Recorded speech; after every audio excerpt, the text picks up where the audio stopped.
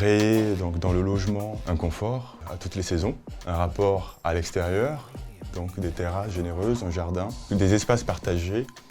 On les propose notamment ce qu'on appelle les quadrooms, qui font référence au dispositif, enfin ça remonte au Moyen-Âge, c'était en fait les quadrooms, c'est du latin carré, c'était l'organisation de maisons autour de cours, souvent avec un puits. Là l'idée c'est aujourd'hui, c'est de proposer ces espaces-là où on va partager, on va poser les vélos, bricoler, réparer une machine, échanger des outils, proposer cette possibilité, provoquer cette rencontre, ces échanges avec ses voisins.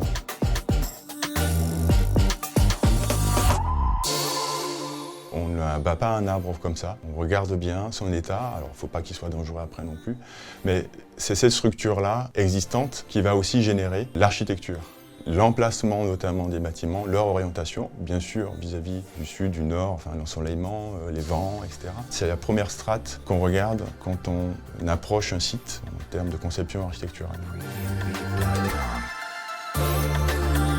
L'innovation aujourd'hui, ce qui est assez drôle, c'est que finalement on est sur des matériaux très premiers, de les transformer le moins possible. Donc c'est regarder en fait ce qui a déjà été fait depuis des siècles, mais dont on a perdu les techniques, la maîtrise. Et aujourd'hui, on est en train de redécouvrir ces matériaux-là. Là, je parle de la paille, je parle de la terre, le bois. Moi, j'aime bien cette idée d'archaïsme contemporain, c'est-à-dire qu'on utilise des choses très basiques pour faire des choses très modernes finalement. Quartus, ce partenariat avec Polytech à Angers, donc avec des étudiants encadrés d'enseignants chercheurs pour développer aussi ce suivi qui sera après la réalisation des maisons avec des capteurs qui vont regarder, surveiller et rentrer dans des bases de données qui serviront pour d'autres projets à venir, donc sur les performances justement de ces différents matériaux-là, notamment en termes d'isolation, d'hygrométrie.